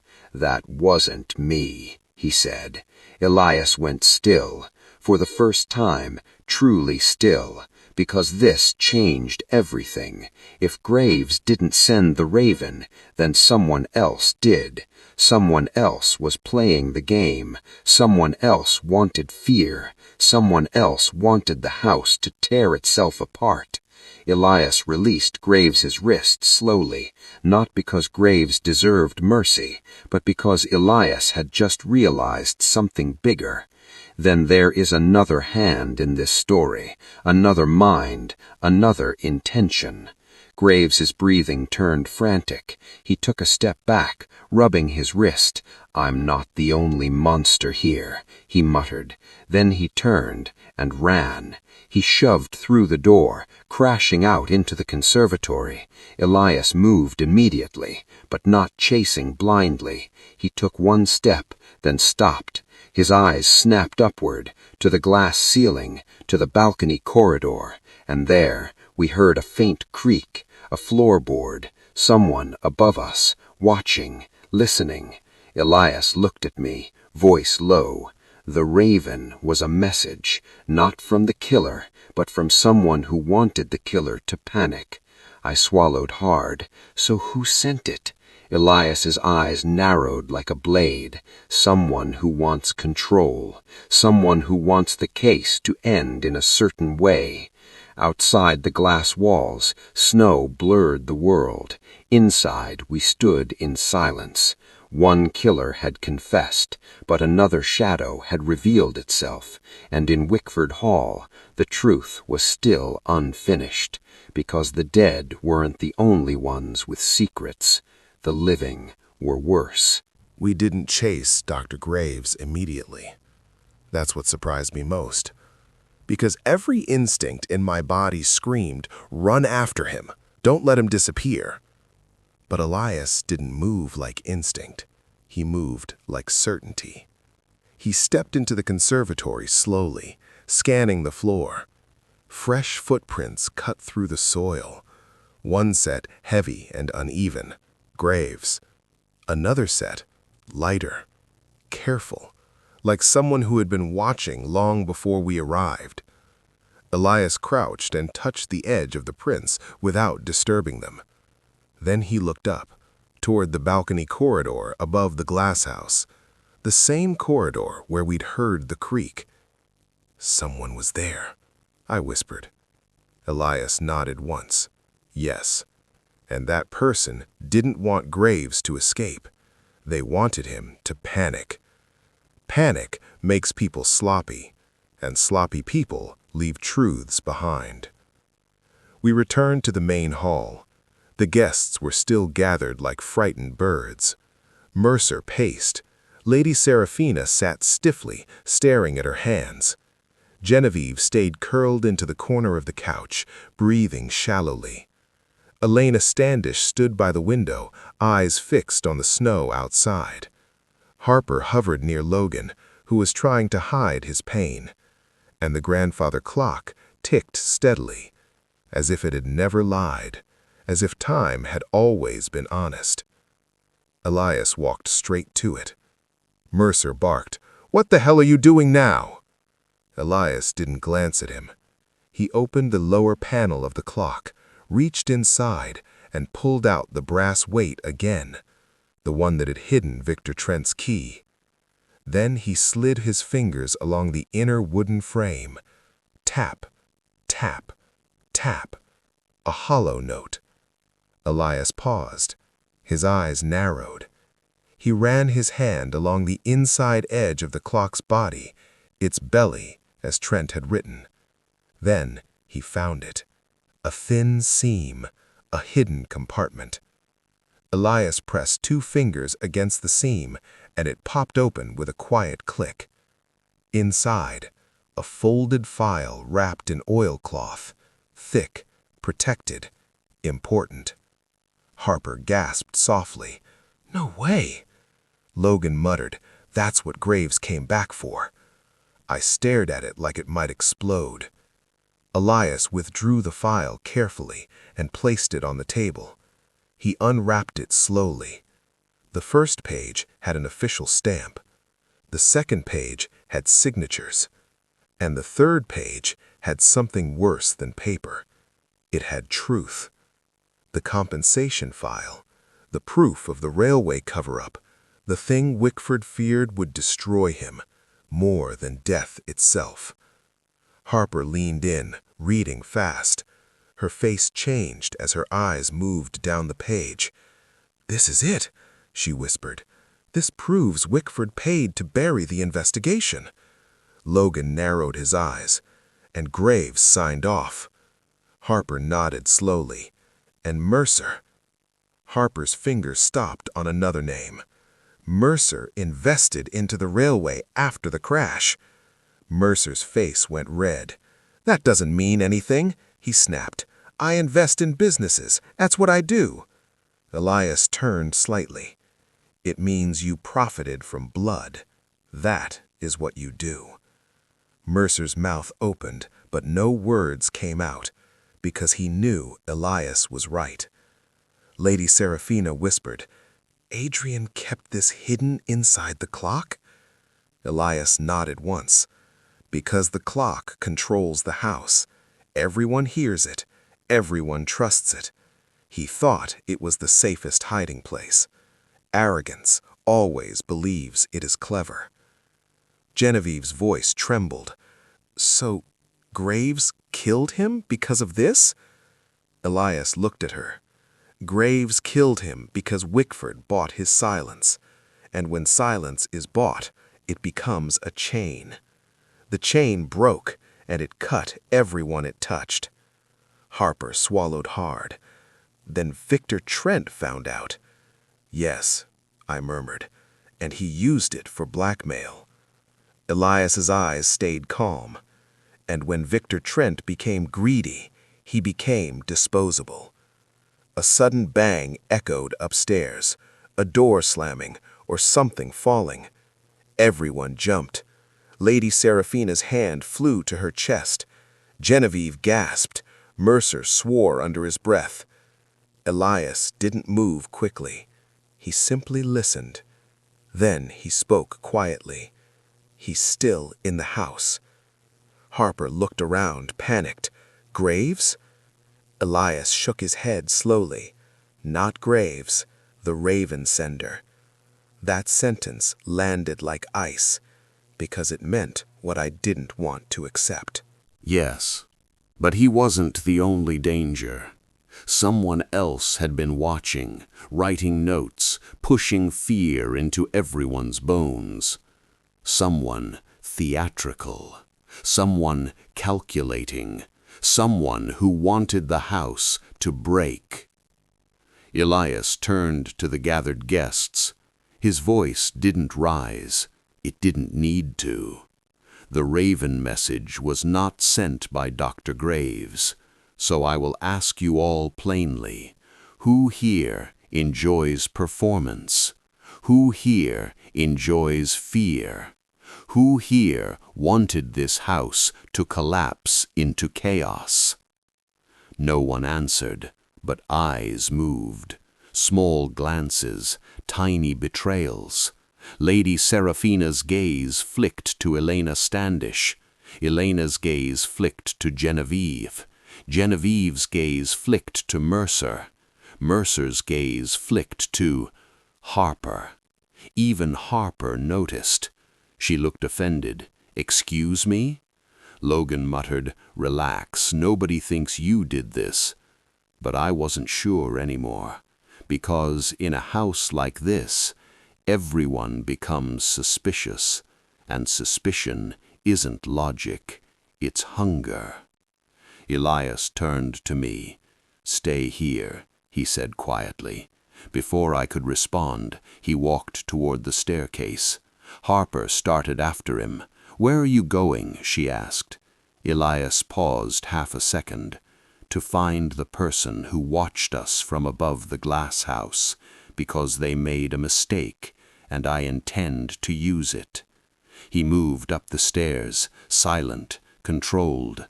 I followed at a distance, quiet enough not to be interrupted, close enough not to be left behind. The second-floor corridor was darker than before. Shadows stretched long. A mirror reflected the hallway in a way that made it look longer than it was. Elias stopped near the balcony corridor that overlooked the conservatory. He crouched, examined the floor. Then he stood and walked slowly along the railing. His fingers brushed the wood. Then he stopped again. He pointed to something on the floorboards, a tiny speck, black. A feather. Raven feather. Harper whispered behind him, "You're kidding." Logan muttered from downstairs, "What is it?" I answered quietly, "A raven feather." Elias lifted it carefully. His eyes narrowed. "The sender came here. They handled the raven, and they walked along this corridor," meaning they were close enough to release the note themselves. Harper swallowed hard. "So the raven wasn't from outside?" Elias shook his head. "No, it was brought inside and placed deliberately. A message delivered with control, not fear." We reached a door at the end of the corridor, a guest room, not used often. It was slightly ajar. Elias didn't push it open immediately. He listened. Then he spoke calmly through the gap. "Come out. There is no value in hiding now." Silence. Then soft movement inside. A breath, a step, and the door opened slowly, revealing Genevieve Hart. Her face pale, her eyes wet now, not dry anymore. The first real tears I'd seen in this house. Harper gasped, "Genevieve?" Logan shouted from downstairs, "What the hell is she doing up there?" Genevieve's hands shook. "I didn't mean for anyone else to die," she whispered. Elias stared at her calmly. "You sent the raven note." Genevieve's lips trembled. "Yes," she whispered. Harper blinked rapidly. "Why would you do that?" Genevieve swallowed hard. "Because I knew," she said. "I knew someone was killing people, and no one would listen to me. No one ever listens." Her voice cracked. "So I wanted to force panic. I wanted the killer to make a mistake." Elias nodded slowly. "You wanted to save yourself, and you used fear to do it." Genevieve shook her head hard. "No," she cried, "not just me. I didn't want anyone else dead, but Uncle Adrian." Her voice broke again. "He was evil," she whispered. "He destroyed lives. He destroyed livings. He deserved punishment." Harper's voice was cold. "Punishment doesn't mean murder." Genevieve cried, "I didn't kill him." Elias didn't argue. He believed her. I could see it. He spoke softly. "No, you didn't kill him, but your message made the killer rush, and in rushing, he attacked the maid and cut Logan. Your fear became a weapon." Genevieve covered her face with her hands, shaking. "I thought it would stop after Graves got caught," she whispered. "I thought it would end." Elias's eyes sharpened again. "Then tell me, where is Dr. Graves now?" Genevieve's breathing turned shallow. "He's in the passage," she whispered. I saw him run into the tunnel." Elias nodded once, then turned and walked back down the corridor. Harper ran after him. "Wait, what are you going to do?" Elias didn't stop.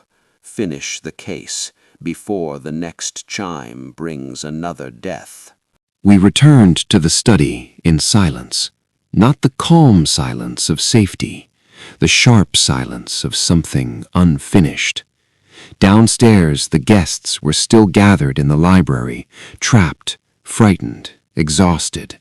Logan sat with Harper hovering beside him like she was terrified he might vanish if she looked away. Mercer looked furious, but quieter now, as if even his arrogance had started to understand fear. Lady Seraphina sat stiffly, staring into the fire, her face unreadable. Elena Standish watched the room like she was watching a courtroom, and Genevieve stayed upstairs, locked away with her guilt. But Dr. Graves wasn't locked away. He was still moving, still hiding, still breathing. Elias stepped into the study and pulled the hidden wall panel open again. The stairway into darkness waited like a mouth, cold, damp, hungry. Harper gripped my sleeve. "Please tell me you're not going down there again?" Elias didn't look at her. A man who is cornered is the most dangerous creature alive, but if he escapes, he becomes worse. Elias descended first. I followed. Harper stayed behind this time. Logan couldn't follow even if he wanted to. The stone steps were slick with moisture. Our footsteps echoed softly, swallowed quickly by the corridor's emptiness. The air was colder than before, and there was a smell in it.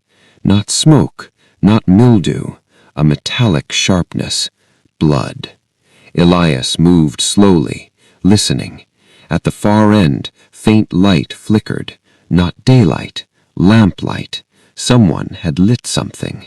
Someone was preparing.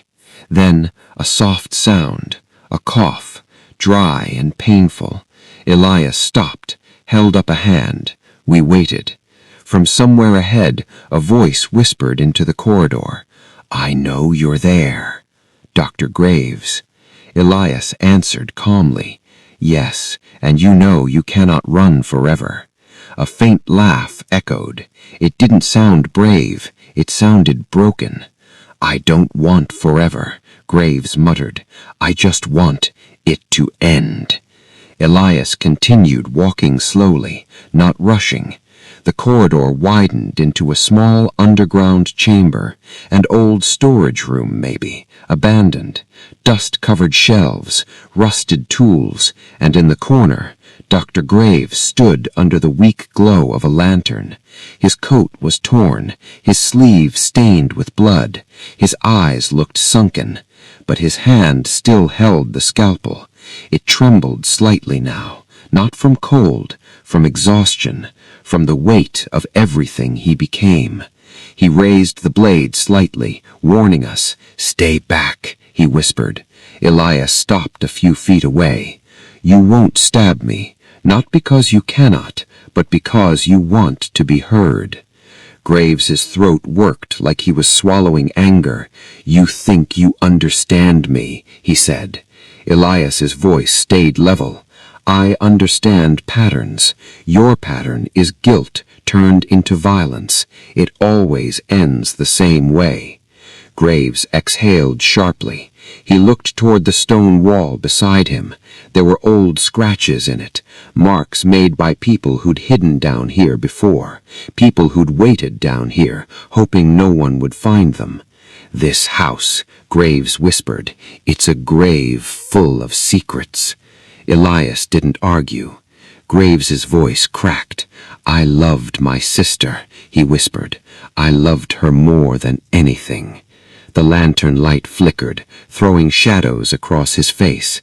She took that train because she trusted the railway, because she trusted Wickford. I swallowed hard.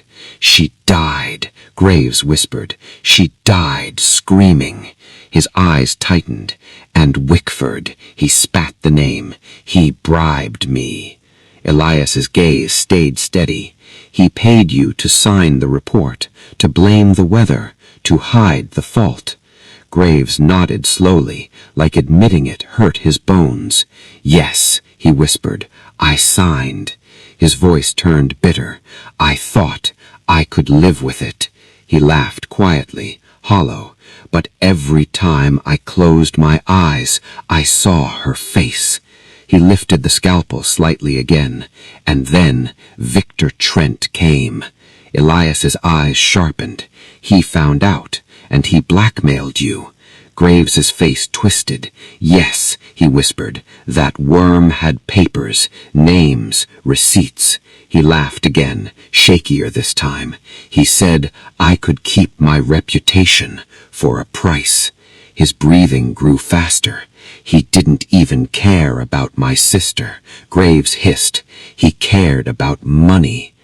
I whispered, so you killed him. Graves's eyes flashed. I didn't plan it, he snapped. Elias didn't flinch. That is what every killer says. Graves's shoulders slumped slightly. Then his eyes lifted, dark, haunted. And Mercer, Graves whispered. Mercer wanted that file gone too. I froze. Mercer? Graves nodded slowly. Yes, he whispered. He came to the study after Wickford died. He tried to find it. Elias's eyes narrowed. So Mercer knew about the file and wanted it destroyed. Graves swallowed hard. Yes, he whispered, and Victor Trent knew Mercer was involved. He threatened him too. Graves's voice turned almost amused, bitterly. And Mercer, he wasn't as weak as me. I stared. You're saying Mercer killed Trent? I whispered. Graves shook his head. No, he said softly. I killed Trent. My stomach tightened again.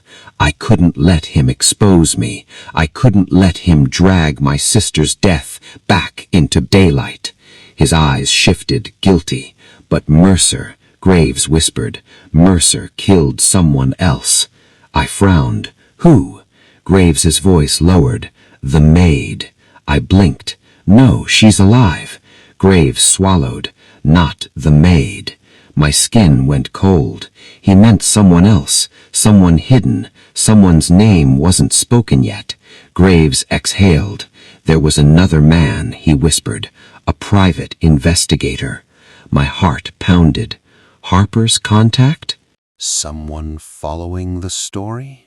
Graves nodded slowly as if reading my thoughts. He came 2 nights ago, Graves whispered. Wickford hired him quietly to watch Mercer. Elias's eyes sharpened. Wickford anticipated betrayal. Graves's voice became faint. That investigator found something, he whispered, and Wickford hid it. I stared. In the clock. Graves nodded. Yes, he whispered. That file wasn't just the crash report. His lips trembled. It contained proof that Mercer bribed officials to bury the inquest. I swallowed hard. So Mercer wasn't just profiting, he was part of the cover-up. Graves stared at the scalpel like he was tired of holding it. And Wickford, Graves whispered, voice shaking, Wickford wanted to play one final game. Elias's gaze narrowed. Explain. Graves's eyes lifted. He looked directly at Elias now. He invited us, Graves whispered. All of us. Why? I asked. Graves smiled faintly, full of disgust. To watch, he whispered, to watch each other. His voice cracked. He wanted to create fear, Graves said. He wanted people to slip, to confess, to panic. Elias went still. Wickford wrote the letter to you, Graves continued, because he believed you'd expose everyone. I whispered, so he invited his own murder? Graves nodded slowly. He knew someone would kill him, Graves whispered. He could feel it. His eyes filled with rage again, and he didn't stop it. He spat bitterly. He staged himself like a martyr. Silence. The lantern flickered, and I realized something I hadn't allowed myself to think. Lord Wickford wasn't just a victim. He was a puppeteer, even in death. Elias spoke quietly. He believed he could control his ending, but he couldn't control your guilt. Graves's breathing changed, shallow, trembling. He looked suddenly tired, not tired like sleep, tired like surrender. I poisoned him, Graves whispered. I wanted him to suffer at midnight. His voice turned hollow, and he did. He swallowed hard, but it didn't fix anything. Elias watched him calmly. No, it only created more Graves. For a moment Graves stood still, then his shoulders dropped, his hand loosened, the scalpel slipped from his fingers and hit the stone floor with a soft metallic sound. I exhaled without realizing I'd been holding my breath. Elias stepped forward, slow and controlled. Graves didn't resist. He simply looked at Elias and whispered, "Tell them." Elias tilted his head. "Tell them what?" I asked. Graves' lips trembled. "That the 12th chime," he breathed out, "was always meant to be a funeral bell." Then his knees buckled. He collapsed onto the cold stone floor, alive but empty. We brought him back upstairs, not as a monster, not as a man, but as evidence. The guests stared as we entered the hall. Lady Seraphina's face tightened. Mercer swore under his breath. Elena's eyes didn't move. She only watched. Harper gasped when she saw Graves. Logan muttered, "You got him." Elias didn't answer. He just stood in the middle of the hall, looking at everyone like they were chess pieces nearing checkmate. And then Elias spoke one sentence that made the entire house go silent again.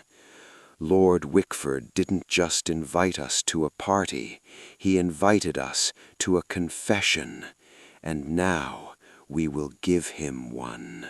They brought Dr. Graves into the library like a storm dragged indoors. He didn't fight. He didn't shout. He didn't beg.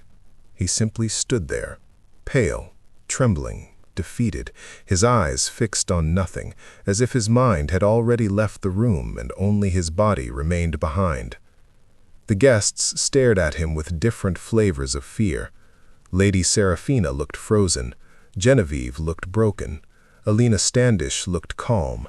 Silas Mercer looked angry, too angry for an innocent man.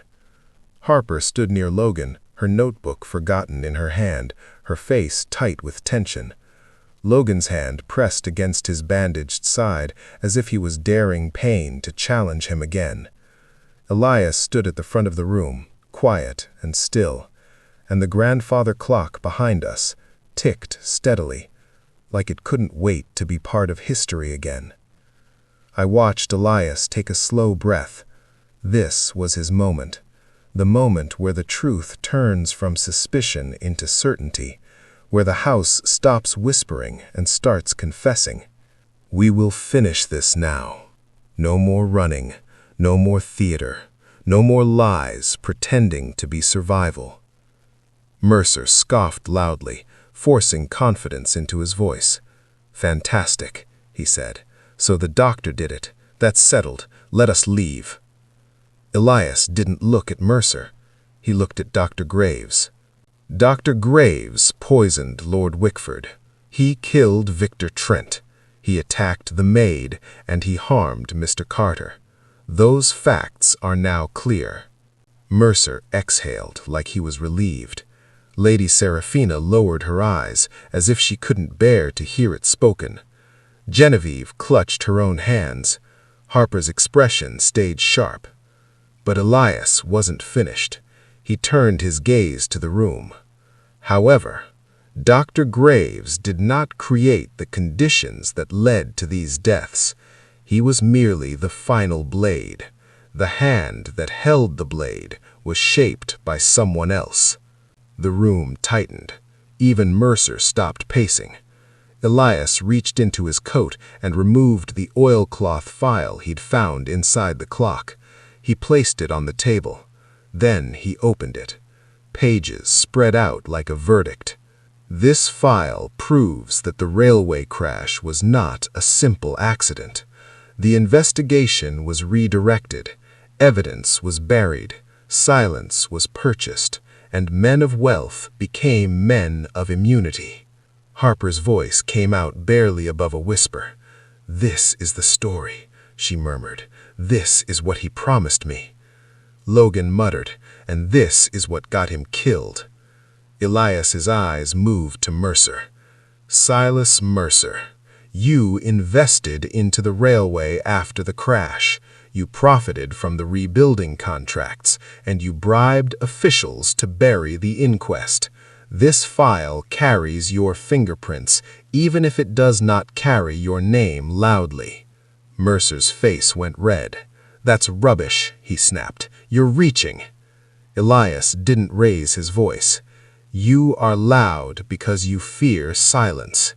In silence, truth echoes." Mercer stepped forward, voice harsh. "So what? You want to accuse me too? For what? For being smart?" Elias turned slightly. "No, I want to show everyone what Lord Wickford truly did. Because he didn't die as an innocent victim. He died as an architect." Lady Seraphina's breath caught. "What do you mean?" she whispered. Elias's gaze moved to her next, steady but not cruel. "Your husband sensed the past returning, not because he felt guilty, but because he feared losing control. So he arranged a gathering, a theater, a stage. He invited people who hated him and people who feared exposure. And he wrote to me because he wanted the truth uncovered only after his death, so he could be remembered as the man who finally faced consequences." Harper whispered, "He wanted to control his legacy." Logan muttered, "That's messed up." Genevieve's face crumpled. "So he used us?" she whispered. Elias nodded once. "Yes, he used all of you. Even his own wife, even his own niece, even the woman he once condemned to death in the eyes of the world." Elena Standish didn't move, but the air around her changed, like something old had finally been spoken aloud. Elias turned to her carefully. "Elena Standish, Lord Wickford told the world you drowned, but you didn't. You lived, and you returned. Tell us why." Elena's eyes flickered. For the first time, her calm facade cracked, not with tears, but with something colder. Truth. "I returned," she said softly, "because I wanted to look him in the eyes." Her voice was steady, but heavy. "And I wanted to see if he remembered what he did." She exhaled. "He remembered," she whispered. "But he didn't regret it." Lady Seraphina swallowed hard. "You were his fiancée," she said quietly. "Before me." Elena looked at her without hatred. "Before you," she agreed. Then she added, voice low, sharp as ice. "And before he learned he could rewrite lives like contracts." The library fell into a heavy silence. Then Dr. Graves spoke, his voice hoarse, empty.